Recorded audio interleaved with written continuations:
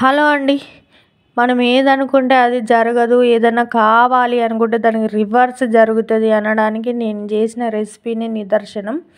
ఎందుకంటే నేను బోర్ కొడుతుంది, ఏదైనా ఒక స్వీట్ చేద్దాం అనుకొని పాలు పలగొట్టి పన్నీర్‌తోని చేసుకుందామని అనుకొని ఇంట్లో నిమ్మరసం లేదు, ఎండుమిర్చి పాలల్లో ఏది పడినా విరిగిపోతాయి అంటారు కదా. అందుకోసం దొడ్డుప్పు వేసిన విరగలేదు, ఎండుమిర్చి వేసినా విరగలేదు, చింతపండు వేసినా విరగలేదు, ఏం చేసినా విరగట్లే.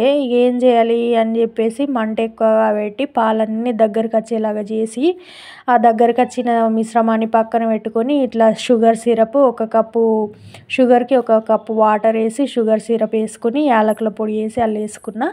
ఆ పాలల్లోనే ఇది గోధుమ పిండి ఎంత పడితే అంత ఇట్లా కొంచెం మెత్తగా ఉండేలాగా మన గులాబ్ జామ్ పిండిలాగా మిక్సీ వేసుకున్నాం. మైదా వేసుకుంటే చాలా బాగుంటుంది, కాకపోతే నాకు ఇంట్లో అవైలబుల్ లేకుండే అందుకే నేను గోధుమ పిండి వేసుకున్నా. మీరు కూడా మీకు ఏది ఉంటే అది వేసుకోండి. గోధుమ పిండి అయినా మంచిదే, మైదా అయితే ఇంకా బాగుంటుంది అనుకుంటాను నేనైతే.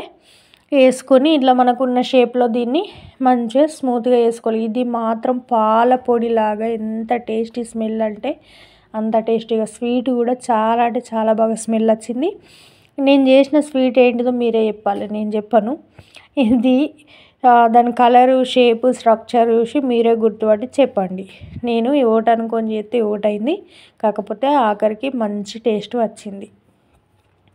పాలు విరగకపోవడం అనేది కూడా నేను వీడియో తీసినా కానీ ఇందులో పెట్టలేదు, ఇక ఎందుకంటే రెసిపీ కన్ఫ్యూజ్ అవుతారు కదా అని ఇందులో పెట్టలేదు నేను.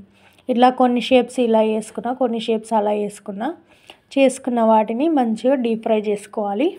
అన్నీ వేసుకొని లో టు మీడియం ఫ్లేమ్లో పెట్టుకుంటూ మంచిగా గోల్డ్ అంటే గోల్డ్ కలర్ కంటే ఎక్కువనే రావాలి కలర్. బ్లాక్గా వచ్చినా మంచిదే. మీడియం ఫ్లేమ్లో పెట్టుకొని బ్లాక్గా కాల్చుకోవాలి. బ్లాక్గా కాలవాలి అనేసరికి మీకు అర్థమయ్యే ఉంటుంది. మలై కాజా చేస్తున్నా నేను.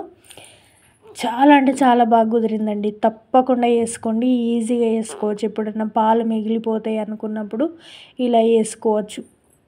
ఇంట్లో అందరు ఇష్టంగా తింటారు. చాలా ఈజీగా ఉంది రెసిపీ. నేను మాత్రం యూట్యూబ్లో చూసారు కదా గోల్డ్ కలర్ ఎంత బాగా వచ్చినాయో.